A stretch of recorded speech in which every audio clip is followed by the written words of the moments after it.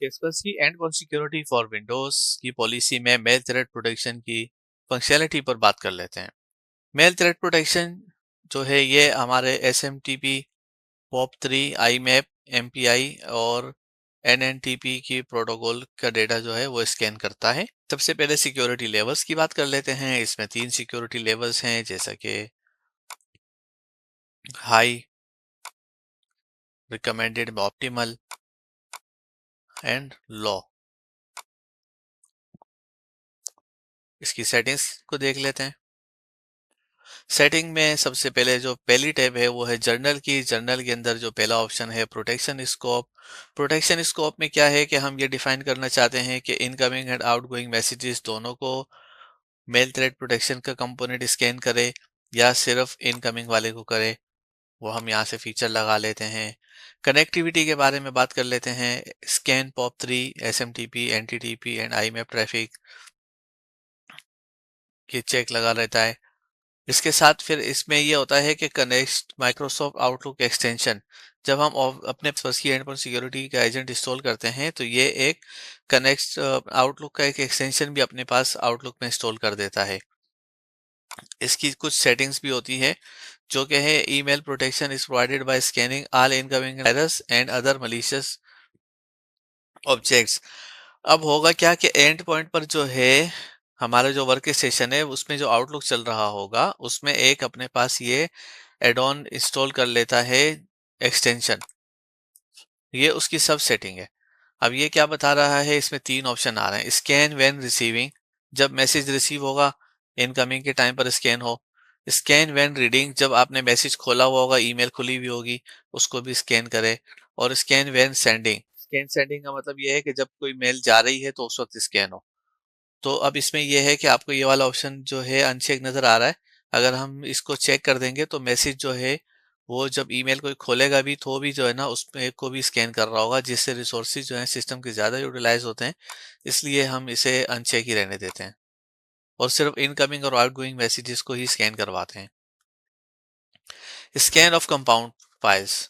Scan of compound file से मुराद ये है कि जो भी हमारे पास अटैचमेंट्स आ रही होती हैं उसमें अक्सर जो है जिप, ज़रार वगैरह इस तरह की फाइल्स होती हैं, तो ये उसके रिलेटेड सेटिंग है। सेकंड टैब पर जाते हैं, अटैचमेंट फिल्टर। अटैचमेंट फिल्टर का काम ये है कि जो भी हमारे पास ईमेल आ रही है उसमें कोई ना कोई अटैचमेंट भी होती है मोस्ट ऑफ द टाइम। तो हम अक्सर अपने एनवायरनमेंट को कंट्रोल करने के लिए हम ये चाहते हैं कि अगर कोई मेरे पास एक्सटेंशन वाली अटैचमेंट हो, उसमें हमारे पास 2 ऑप्शन होते हैं। या तो वो rename attachment of the selected type हम सेलेक्ट कर लेते हैं इसके लिए, या तो फिर delete attachment of the selected files कर लेते हैं। सबसे पहला ऑप्शन जो है वो है डिसेबल फिल्टरिंग। डिसेबल फिल्टरिंग का ये होगा कि जो भी अटैचमेंट आ रही है वो आती रहेगी और जो भी फिल्टरिंग नहीं हो रही होगी,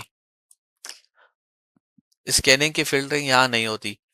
अच्छा, दूसरा ये है rename attachment of the selected type. दूसरा ऑप्शन अगर हम लेते हैं तो इसमें क्या होगा कि हम जो भी टाइप सेलेक्ट करेंगे, अगर उस तरह की कोई भी अटैचमेंट वाली फाइल हमारे पास सिस्टम पर आएगी तो हमारी इस पॉलिसी की वजह से वो फाइल रीनेम हो जाएगी।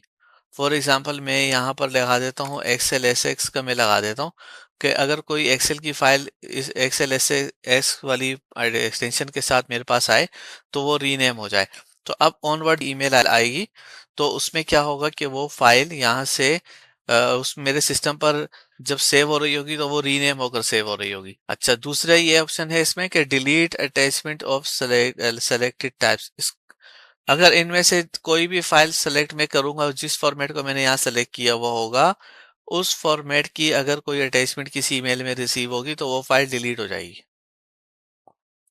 अब आते हैं, वैसे ये वाला हम यूज करते हैं ज्यादातर कस्टमर हमारे ये यूज करते हैं। उसमें ये होता है कि बैच फाइल वगैरह या एक्सी फाइल वगैरह को वो अपने पास लगा देते हैं रीनेम पर, ताकि अगर कोई बैच फाइल आए तो वो फौरी तौर पर चल ना सके। इसके बाद एडिशनल स्कैन का कुछ ऑप्शन है। इसमें एडिशनल स्कैन में ये आता है कि स्कैन के जो मेथड हैं वो कौन सा हमने रखना है। हीरोइस्टिक रखना है। हीरोइस्टिक के अंदर भी 3 हमारे पास लेवल्स हैं, लाइट, मीडियम एंड डीप। तो वैसे रिकमेंडेड जो है वो मीडियम होता है। ये तो हमारी हो गई सेटिंग। अब हम आते हैं एक्शन ऑन थ्रेड डिटेक्शन। अगर कोई भी थ्रेड आया है तो क्या होगा, disinfect delete if disinfection fail. सबसे पहले जो है कैस्परस्की का जो मेल थ्रेड प्रोटेक्शन का कंपोनेंट है वो उसको डिसइंफेक्ट करने की कोशिश करेगा, और अगर डिसइंफेक्ट नहीं हुआ तो फाइल को डिलीट कर दिया जाएगा।